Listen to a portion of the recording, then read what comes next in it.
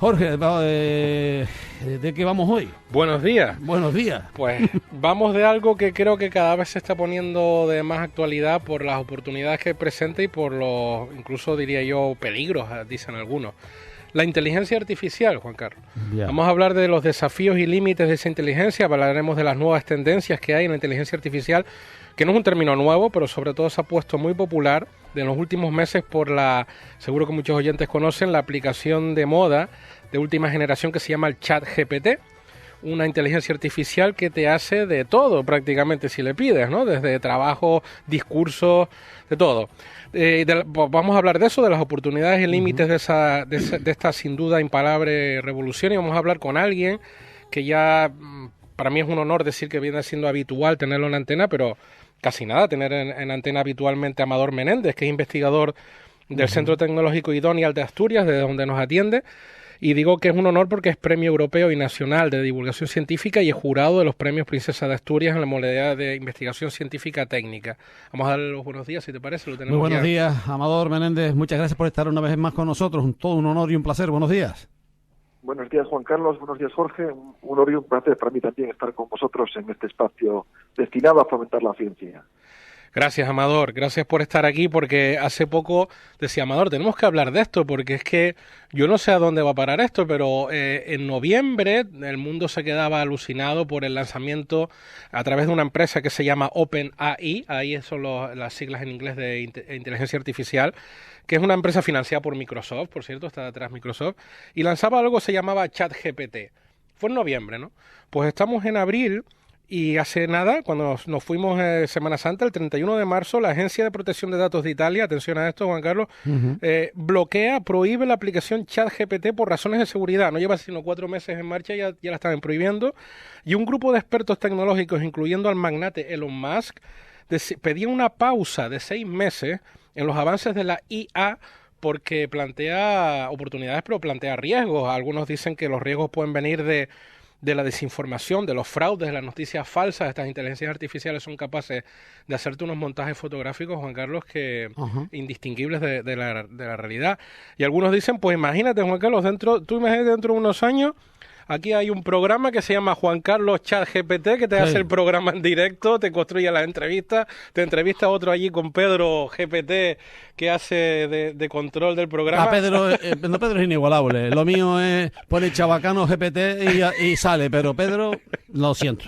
Bueno, pues imagínate eso, ¿no? Pero yo siempre digo yo, y por eso vamos a hablar con un experto, con Amador, que nos cuente un poco algo de la inteligencia artificial, porque digo yo que podrán igualarnos, pero no creo que una inteligencia artificial cante los goles del Tenerife como los cantas tú, Juan Carlos.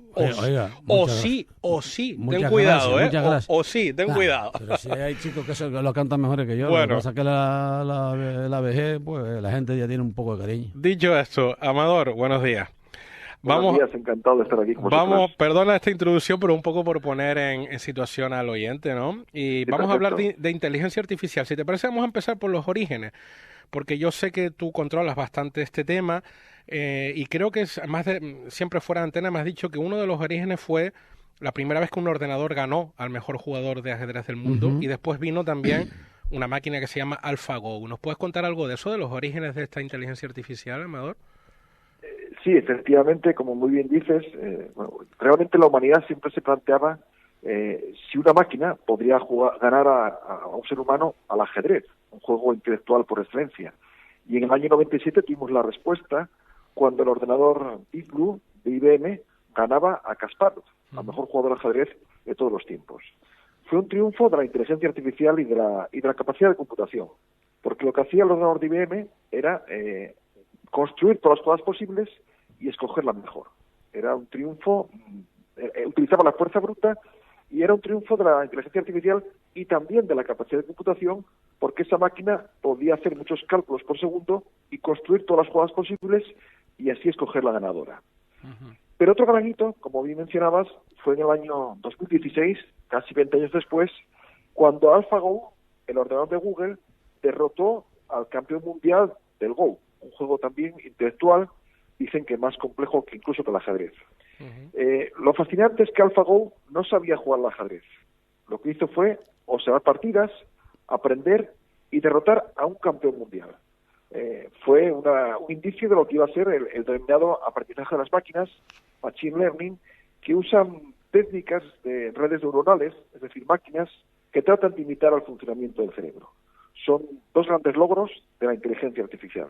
O sea, que aprendía de sí mismo, ¿no? Porque decías que no sabía jugar, esa máquina no sabía jugar al Go, aprendió y le ganó al campeón mundial de ese juego oriental, ¿no? Sí, efectivamente, lo que hizo fue observar varias partidas de Go, aprender lo primero, las reglas del juego, aprender a ver estrategias ganadoras. Claro. Esto es una tendencia actual en la inteligencia artificial, tal como está hoy concebida hoy en día, se basa sobre todo en estas técnicas de aprendizaje. Es decir, la máquina se entrena y cada vez es más experta.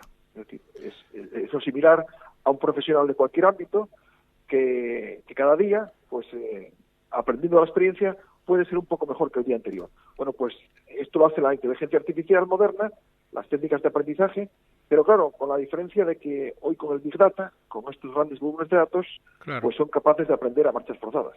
Claro, es que, perdona, Amador, porque vamos un poco mal de tiempo, se nos ha echado el tiempo encima, entonces yo tenía pensado tocar varios puntos, pero yo creo que la audiencia está esperando que tratemos el tema estrella, que es el famoso ese ChatGPT. Porque es verdad que, como decía al principio, no es un término nuevo, inteligencia artificial. Llevamos oyéndolo mucho tiempo, ¿no? De, como decías tú, que esos orígenes. Pero tengo la sensación, yo no sé si compartes conmigo, Amador, que hay algo que ha cambiado. O sea, el boom que ha supuesto en noviembre del 2022 este lanzamiento y que en solo 4 o 5 meses gobiernos como Italia se estén planteando su prohibición. Otros dicen, yo te digo alumnos, tengo alumnos, cuidado, no voy a levantar la liebre, Juan Carlos, pero tengo alumnos que me están diciendo, ojo, que le dices que te escriba un trabajo de fin de máster y te lo escribe en minutos. Entonces, ojo con esto, porque puede ser una irrupción del ChatGPT en la educación y en la ciencia. ¿Puede incluso llegar esta inteligencia a escribir un artículo científico? No sé si querías decir algo, Juan Carlos. Sí, hombre, yo lo que te preguntaba antes, micrófono cerrado, sí. Si no puede darse... están los correctores estos que te demuestran que... Los plagios. Los plagios. Sí. Es decir, tú le pides ahora un artículo científico sobre tal y yo le pido otro con un matiz, si yo supiese algo de ciencia, que no sé nada, y puede que resulten trabajos plagiados, ¿no? No lo sé, es que eso es lo que queremos preguntarle a Amador. ¿Hasta dónde puede llegar esta inteligencia artificial? ¿Será capaz de escribir artículos científicos por nosotros, quitarnos el trabajo, Amador? O como dice Juan Carlos, incluso burlar que caigan en su propio plagio, ¿no? Pues yo me imagino que será tan desarrollado que podrá hacer miles de trabajos sin que se note que están plagiados, incluso. Bueno, sí, son varias preguntas. Sí, perdón. No, que está muy bien. A ver, yo de mano quiero decir que creo que también está un poco sobreexagerado. Estamos viviendo continuamente una burbuja de la inteligencia artificial. Ajá. Es decir, ChatGPT nunca va a superar al gran Juan Carlos al micrófono ni al gran Jorge en el campo de la ciencia. Bueno. Esta máquina, pues efectivamente sabe construir textos muy buenos. A día de hoy, detectores antiplagio, pues consiguen burlarlos, porque digamos que ella lo que hace, estos detectores antiplagio, sobre todo buscan frases literales, y esta máquina es buena reconstruyendo el discurso con otras palabras, ¿no? Entonces, yo creo que está exagerado un poco. Mencionabas, Jorge, el caso de alumnos que pueden ser un máster, ¿no? Y hace años teníamos, cuando tú y yo éramos un poco más jóvenes, lo que se llamaba el rincón del vago, que ahí podías también sacar información para hacer un máster también, o una... eso fue evolucionando, es decir, esta red de redes que es Internet cada vez nos brinda más información y cada vez más fácil acceso a la misma. Google nos permite también consultar en la web y sacar información, y de ahí los alumnos pueden hacer trabajos. O tenemos también Wikipedia. Pues yo diría que ChatGPT es la versión 3, es decir, es una versión avanzada de acceso a la información. ChatGPT lo que hace es buscar en bases de datos de acceso abierto, no las de pago, y a partir de ahí reconstruirte, es decir, de alguna forma te facilita esa búsqueda de la información. Entonces, en ese sentido, yo creo que es un paso más, no algo tan disruptivo como están mencionando. Yo he probado ChatGPT a preguntarle cosas científicas y comete bastantes errores. Te sorprende por lo bien que redacta, y hay cosas que están muy bien y además son ciertas, pero también tiene errores. Entonces, si uno quiere saber de ciencia, pues tendrá que leerse un artículo científico que ha pasado el proceso de referencia habitual y bueno, pues que da una credibilidad, ¿no?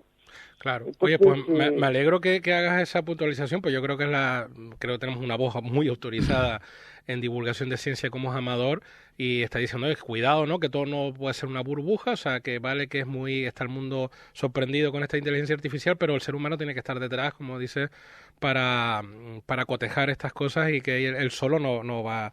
No va a ser el trabajo que hacemos nosotros. O sea, que yo creo que es una herramienta más, como bien dice. Hay gente que lo compara con la primera vez que usas el chat GPT como la primera que usas Internet, ¿no? Se abre un mundo enorme de información, pero al final tiene que estar el pensamiento crítico humano detrás, ¿no, Amador? Para manejar esa información, digo yo. Efectivamente, como dices, una herramienta más. Es decir, pues antiguamente tendríamos que consultar la enciclopedia de papel y movernos por las bibliotecas, cuando hacía Internet era mucho más fácil esa consulta, aunque nos fuésemos por bases de datos, y hoy en día pues ya casi nos hace ese trabajo de búsquedas y nos da su búsqueda y su interpretación, pero con bastantes errores. En algunos casos yo lo he probado. Entonces, esta máquina pues cometerá menos errores, se hará cada vez más inteligente. Claro. Incluso hoy en día en el campo de la ciencia, que muchas revistas están pasando al código abierto, como bien sabes, al Open Access, pues tendrá acceso a más fuentes fidedignas y será mejor. Pero efectivamente detrás tendrá que estar el ser humano que sepa discernir.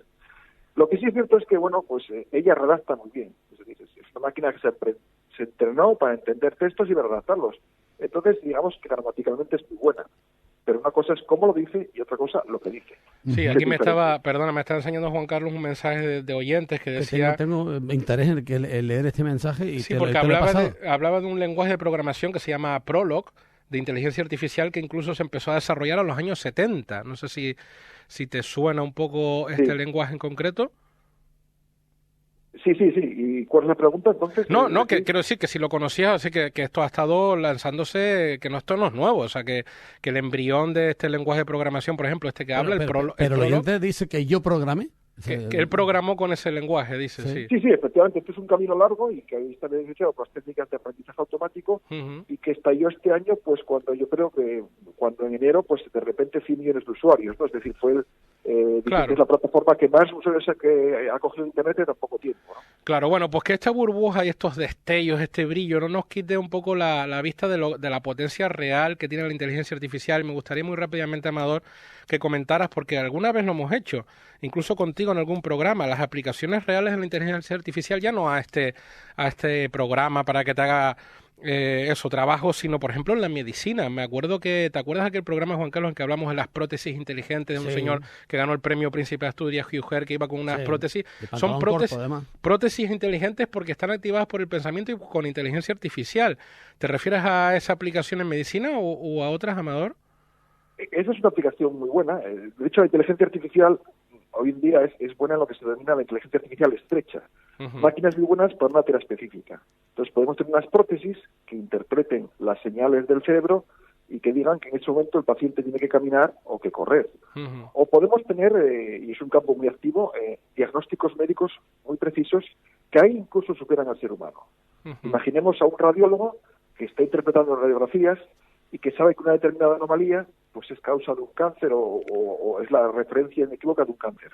Cuando pasan 20 años, ese radiólogo es capaz de detectar incluso pequeñas variaciones en esas radiografías que son la manifestación de un cáncer. Bueno, pues fijaros en esa máquina de inteligencia artificial que puede ver en un día muchas más radiografías que un radiólogo en toda su vida. Pues pequeños matices es capaz de detectarlos mejor que el radiólogo, porque ha sido entrenado con millones de datos. Pero esta máquina es muy buena solo para esa tarea específica, para detectar un cáncer en una radiografía, no para muchas otras cosas. Es lo que decías, las herramientas van evolucionando. Yo le pongo siempre el ejemplo a mis alumnos. Antes era mi madre estudiaba con una tablilla de pizarrita con un carboncillo y ahora tenemos una tablet con un lápiz óptico. Ha cambiado la técnica, pero al final quiero decir, la persona que está detrás de esa tablita y tiene que escribir y tiene que aprender sigue siendo el ser humano, con mejores técnicas, pero sigue siendo el ser humano. Yo perdón que me salga de la tajea, ¿no? En este caso, pero les estoy escuchando con sumo interés, ¿no? Porque evidentemente la evolución va en la dirección que ustedes apuntan. Esto es imparable. Pero pongo un ejemplo. A la hora de escribir un libro, la redacción, como bien apuntaba Amador Menéndez, será impecable. pero la emoción, Claro. si haces una poesía, es decir, yo no creo que haya un ser mecánico que me pueda transmitir a mí lo que me transmite la poesía de Miguel Hernández, por ejemplo. Lo sé, Juan Carlos, pero nunca se sabe. Quiero decir, están haciendo, hay inteligencia artificial que están pintando unos cuadros, Juan Carlos, te podrían sorprender, ¿eh?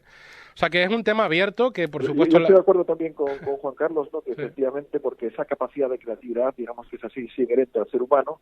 Entonces, quizá poder hacer buenas poesías, pero imitando al estilo de otros poetas. Pero no tener la originalidad de un poeta y la creatividad a prueba, ¿no? Estoy de acuerdo con Juan Carlos. Oye, Amador, ya me cae encima, pero yo no puedo dejar pasar 30 segundos, Juan Carlos, nada más por una cuña que creo que es importante, porque tenemos a Amador aquí y voy a tener la suerte, digo primicia, dentro de un par de semanas de visitarle, de ir a Oviedo, Asturias, porque Amador coordina una Semana de la Ciencia, que es su 8ª edición ya, la 8ª Semana de la Ciencia Margarita Salas, que se va a celebrar en Oviedo del 24 al 28 de abril, coordinada, como digo, por Amador y organizada por un periódico, La Nueva España. Es decir, ahí también un ejemplo de compañeros de ustedes de medios de comunicación apostando por la divulgación de la ciencia. Periódico tradicional de Asturias, ¿sí? Exactamente, La Nueva España. Y tendré el honor, Juan Carlos, me han invitado de participar como ponente invitado con una charla sobre las energías renovables. O sea que te doy aquí en antena las gracias, Amador, por esa invitación y será un honor estar en pues es un honor que además tu conferencia será una conferencia especial, la conferencia de clausura. Y como es Jorge Méndez y no es ChatGPT, pues aprenderemos y confiaremos en ese gran mensaje que nos va a transmitir sobre las renovables y tópicos de actualidad como las tierras o la fotosíntesis artificial. Gracias, Amador, por la invitación. Ahí estaremos. Nos vemos dentro de un par de semanas en Oviedo. Muchísimas gracias. Fuerte abrazo. Fuerte abrazo, Juan Carlos. Fuerte abrazo, Jorge. Muy buenos días. Bueno, pues Jorge, muchísimas gracias. Gracias, Juan Carlos. Da miedo esto, ¿eh? De una parte que da miedo, ¿eh? Pues sí, algo sí, pero yo creo que la evolución es imparable. Al final es una herramienta más. Es una herramienta Lo que está claro es que será complementario y nos dará... yo no lo veré, pero igual le va a dar una calidad de vida a personas con ciertas discapacidades, y que hará el trabajo más sencillo. Y que quitará muchos puestos de trabajo. También. Tendremos que inventar otros. Efectivamente, porque aquí no cabe lo de la revolución industrial en su momento cuando los obreros empezaron a pegarle fuego a las máquinas, diciendo, oye, que nos están quitando trabajo, y le pegaban fuego a las máquinas. La evolución humana va por ahí, y espero que los responsables de los gobiernos en esos momentos pues sepan hacer las cosas de manera adecuada. Pero esto es imparable. Así es. Imparable. En fin. Aquí la inteligencia corta y aquí la inteligencia artificial y natural de Jorge Méndez. Muchísimas gracias. Gracias, Juan Carlos. Un abrazo. 10:38. Venga, vamos.